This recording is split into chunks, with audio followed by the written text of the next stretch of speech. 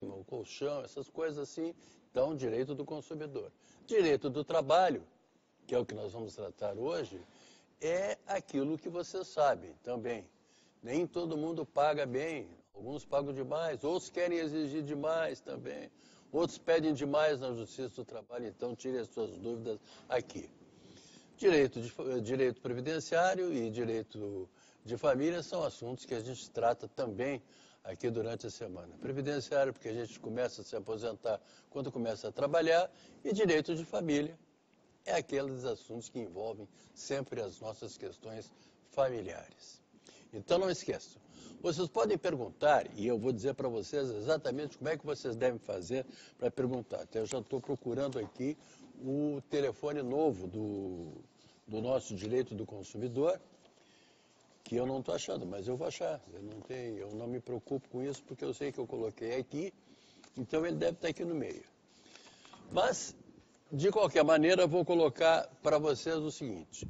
Vocês podem usar o nosso e-mail, que é consumidorempauta@tve.com.br, esse que está aí na tela, consumidorempauta@tve.com.br. Ou então podem usar o nosso telefone, eu disse para vocês que eu ia achar, 984-298-775.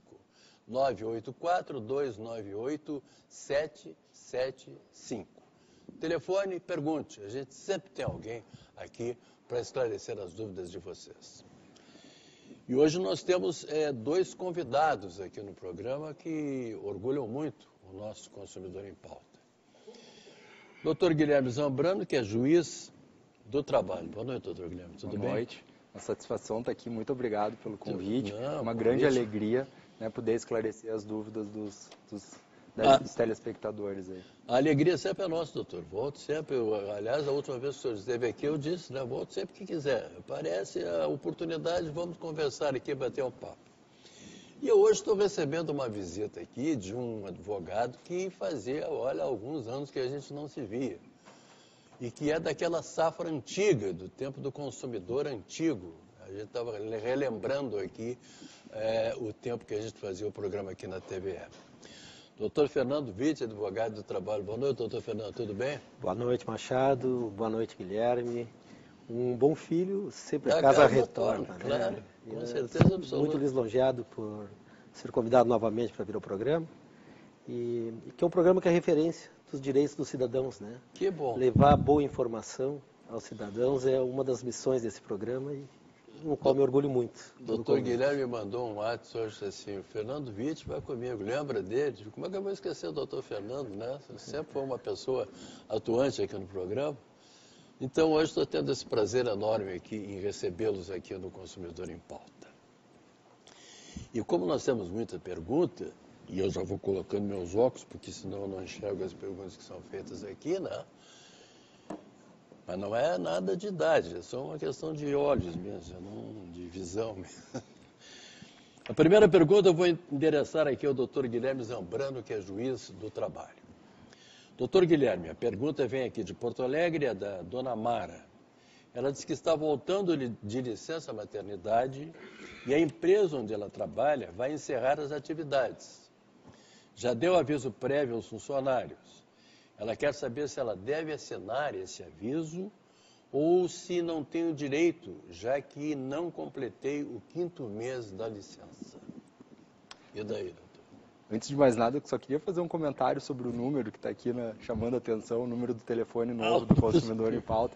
Eu estava vendo aí, são 3 conjuntos de 3 números. Né? Eu estava pequeno, o telefone da minha mãe eram 3 conjuntos, números, mas de 2 números. De 2 números, Eram 6 dígitos na época, né? Olha tudo que já aumentou a quantidade de números de telefone, de linhas de telefone. Ultimamente nós tivemos um acréscimo do número 9 nos celulares. Né? Mas eu estava lembrando, antigamente eram 3 conjuntos, eu vinha usando sempre 4 conjuntos de 2 para dizer os números, agora eu vi, é uma nova realidade, 3 conjuntos de 3, né? São 9 números. E antigamente eram 3 de 2. Bom, tratando especificamente da dúvida da Mara, né? A situação aqui que parece problemática é o fato de que ela está no curso da licença maternidade. E durante o curso da licença maternidade, não pode ser extinto o contrato de trabalho. Né? Portanto, parece que tem uma incompatibilidade aqui entre o aviso prévio, que é a comunicação da extinção do contrato de trabalho, e a licença maternidade que ela ainda está fruindo. Então, a princípio, ela só poderia ser comunicada dessa intenção do empregador de extinguir o contrato de trabalho no término da licença da maternidade, não antes disso. E me diga uma coisa, doutor, mas e se por acaso a empresa fechar antes que ela complete o 5º mês de licença, vamos dizer, ela tem que ser indenizada disso? A rigor sim, a empresa teria que esperar, se a empresa está fazendo o pagamento das prestações da licença maternidade, né, ela teria que esperar o término da licença maternidade para daí fazer a comunicação do aviso prévio. Ela pode indenizar o período do aviso prévio, ela não é obrigada a exigir o trabalho ou receber o trabalho da trabalhadora, né? Ou pode, enfim, não sei se vai postergar ou não as atividades até o momento em que ela termina a licença maternidade para que ela possa cumprir o aviso prévio ainda trabalhando. De qualquer maneira, a dona Mara não perde o direito a esse 5º mês. Não perde. Tá bom, que bom. Tá bom, dona Mara? O Jurandir, doutor Fernando, mora na cidade de 2 irmãos. Eles que trabalham no restaurante nos fins de semana e feriado, ele recebe isso aí, é R$80, isso que está escrito aqui é R$80 por dia e mais nada. Então ele ganha R$80 por dia para trabalhar, todos os dias, inclusive nos fins de semana e feriado. Ele diz que tem 30 minutos para o almoço. Ele quer saber se tudo isso aí está correto. O seu Jurandir, lá de 2 irmãos, né? Isso. Efetivamente ele entra bem nas questões da reforma trabalhista, né? Que é toda essa questão referente à terceirização do direito de trabalho e tal, e muitas vezes se confunde. E, efetivamente, não se encontra correto a forma que o seu empregador está exercendo as atividades do empreendedorismo dele, né? Com relação ao trabalho do seu Jurandir. Uma vez que todos os finais de semana ele vai lá e presta o seu serviço. É verdade. Então, ele não tem, ele tem a continuidade da prestação do trabalho, né? Com a continuidade, obrigatoriamente, haverá o que? Todas as verbas referentes ao vínculo trabalhista, né? Com relação a esses pagamentos, ele deve ter a carteira assinada, né?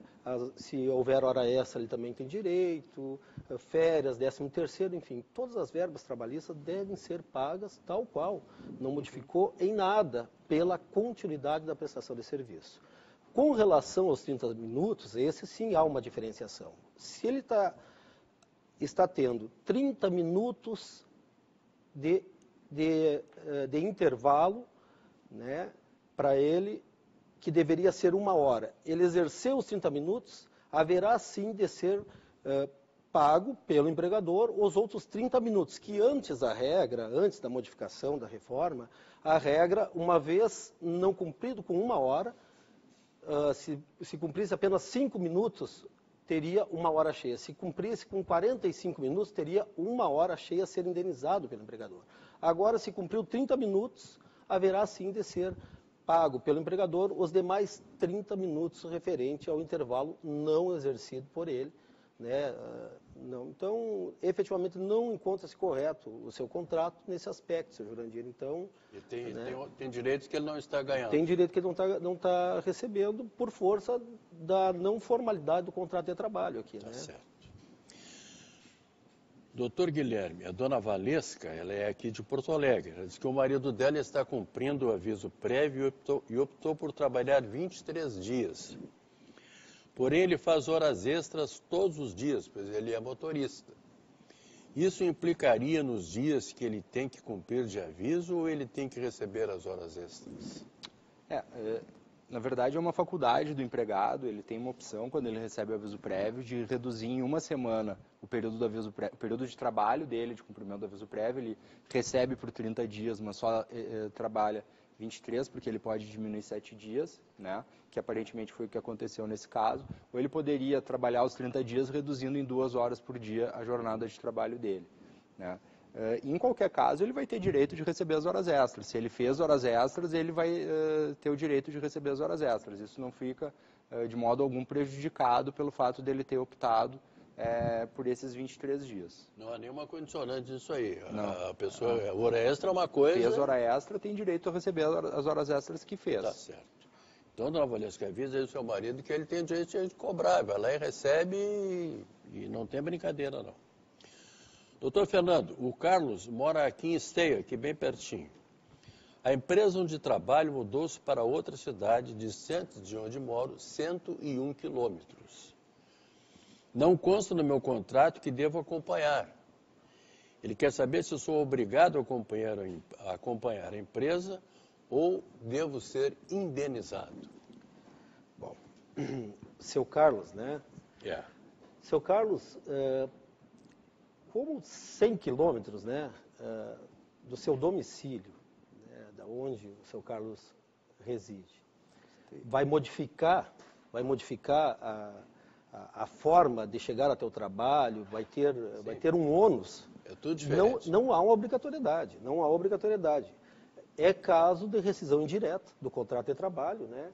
E vai receber todas as verbas. Se houver a concordância, né, dele em se modificar e houver um acordo, pode vir a receber alguma indenização, né, de porcentagem por modificação do contrato de trabalho dele. Mas, de regra, é caso, sim, de ser indenizado, de haver uma rescisão indireta, tendo em vista que essa modificação da empresa a mais de 100 quilômetros do seu domicílio vai influenciar, sim, na sua vida, né, e na sua atividade. Então, indiscutivelmente, que cabe essa indenização aí, colocar através da rescisão indireta, né?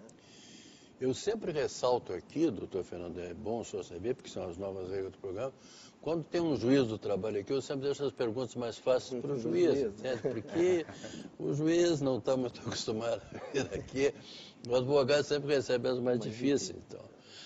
Por exemplo, doutor Guilherme, chegou uma pergunta do Juliano aqui de Canoas, eu sei que é extremamente difícil, mas eu vou lhe perguntar. Entrei com uma ação trabalhista há 2 anos e ganhei a ação. Porém, a empresa entrou com um recurso de revista e me parece que vai ser julgado em Brasília. Ele quer saber se isso é correto. Sim, o recurso de revista é um chamado recurso extraordinário, né, trabalhista, é um recurso fora. A gente tem o recurso ordinário, que é equivalente à apelação civil, que é o duplo grau de jurisdição, é o que é natural em qualquer processo. Né, e extraordinariamente pode ter cabimento um terceiro recurso, formar um terceiro grau de jurisdição, quando existe alguma ofensa à Constituição, à legislação federal ou um conflito jurisprudencial. Né? São as hipóteses aí, grosso modo, de cabimento do recurso de revista, que é um recurso extraordinário.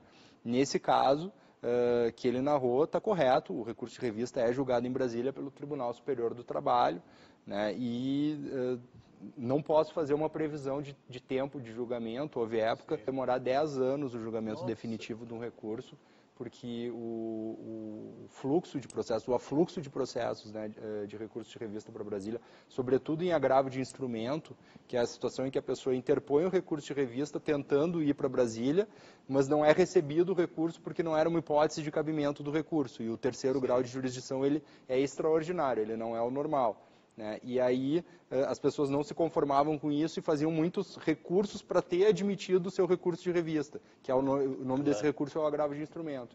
E aí eles têm um volume imenso lá, chega a ter 10 mil processos para cada ministro do TST julgar, né? E isso evidentemente é invencível, né? E acaba demorando bastante em alguns casos. Por isso que eu disse que as perguntas fáceis aqui são feitas para o juiz. O juiz sabe mais que o advogado. Pelo menos é o que se pressupõe, né, doutor Fernando? Mas, doutor Fernando, essa história, o senhor me falou há pouco que fez um curso, foi isso? Um curso em São Paulo, sobre direito digital. Digital.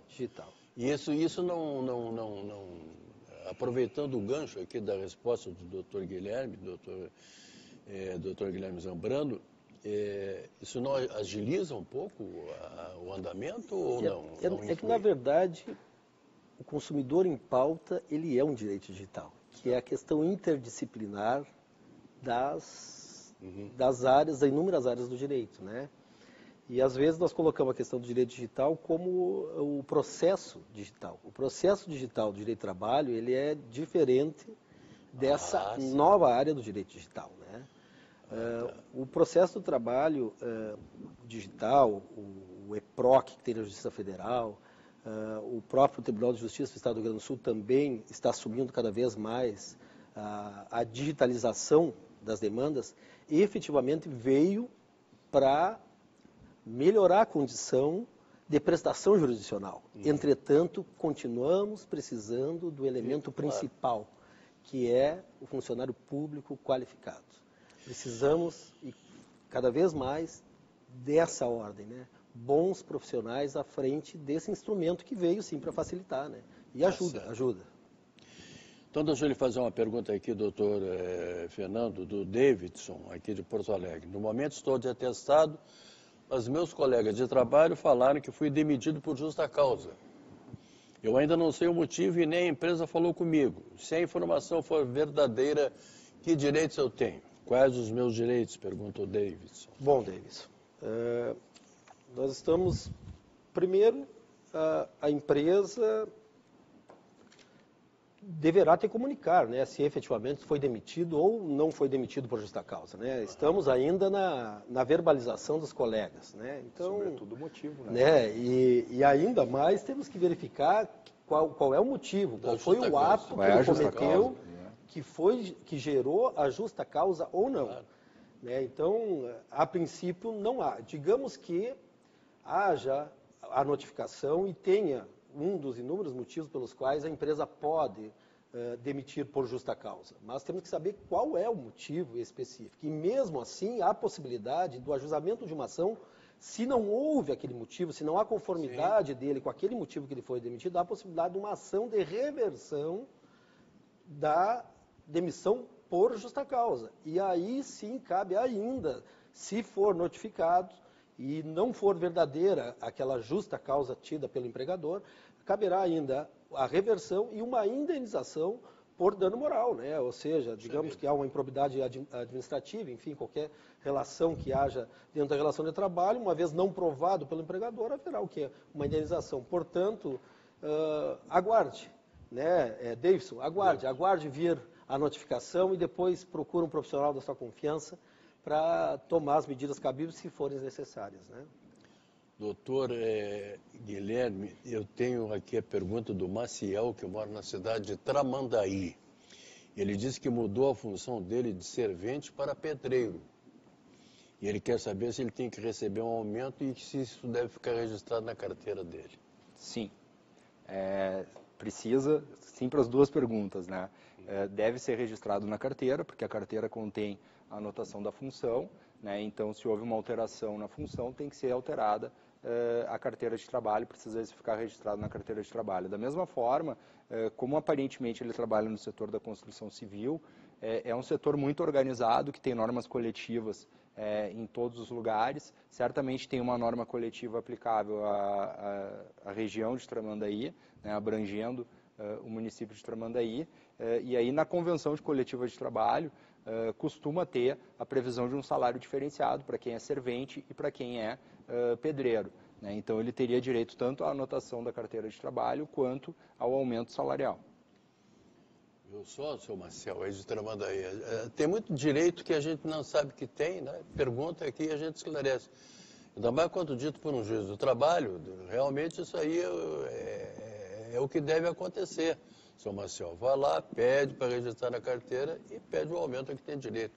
Porque às vezes o patrão meio que se faz de desentendido, né? Pois é, pode acontecer. Pode acontecer, né? Inclusive, eu fiz uma pesquisa sobre esse tema com alunos da especialização, uma pós-graduação onde eu dei aula, e eu consegui reunir um grupo aí de 8 ou 9 alunos e a gente fez um levantamento de 550 decisões do Tribunal Regional da 4ª Região, aqui do Rio Grande do Sul, sobre esse tema do acréscimo salarial, da diferença salarial, quando havia uma mudança de função, mas não tinha, como nesse caso do Maciel, uma convenção coletiva de trabalho dizendo qual é o salário para cada função, né? E aí a gente definiu, conseguiu identificar os parâmetros que a jurisprudência utiliza para definir quando a pessoa tem e quando não tem direito ao acréscimo salarial, né? É um estudo bem interessante que foi publicado na revista do Tribunal do Trabalho aqui da 4ª Região há uns 2 anos, mais ou menos, e trata justamente desse tema nos casos em que o empregador se fez de salame e não tem a norma coletiva para solucionar a questão. Eu nem quis falar em fazer se fez de salame, porque eu digo assim, se fez desentendido. Mas o doutor Guilherme já chegou aqui e disse... uma linguagem mais coloquial. Não, mas isso aí fica bem coloquial. Realmente tem muito empregador que faz isso, hein, doutor Fernando? É verdade. Porque e chega na hora, vai para cima do advogado. Daí, né? Mas, na verdade, a questão de trazer o direito para essa linguagem mais coloquial é o que se quer. Isso é democratizar o direito, né? Então, tenho certeza que o telespectador entendeu e fica de uma forma muito mais compreensível. Muito mais, claro. Até, né? O juridiquês esse não é mais o que se quer nas tratativas. O telespectador deve estar xingando o apresentador. O apresentador fica lá cheio de coisinhas lá e o juiz está dizendo que é isso aí, está se fazendo salame. E é verdade, ele está se fazendo salame. Está fazendo salame aí. Está fazendo salame e eu fico aqui querendo colocar panos quentes. Faz favor de pagar o que é correto aí. Né? Tá certo. Bem, nós estamos chegando ao final de mais um Consumidor em Pauta, e que hoje tratou de direito do trabalho. E eu tive um prazer enorme de receber aqui o doutor Guilherme Zambrano, que é juiz do trabalho, que veio hoje abrilhantar esse programa, e rever o meu amigo Fernando Witt, que fazia muitos anos que eu não via. E eu quero agradecer aos dois pela presença aqui no programa. Eu que agradeço. Voltem sempre. Agradeço muito a oportunidade de estar novamente aqui contribuindo. Tá bom. Uma pequena parcela de contribuição a todos os telespectadores. Foi grande, não foi pequeno, foi grande. Então, agradecendo ao doutor Guilherme Zambrano e ao doutor Fernando Witt, eu quero lembrar a vocês que amanhã, quarta-feira, eu estarei aqui às 6h30, vou tratar de direito do consumidor. A todos vocês, muito obrigado, muito boa noite e até lá.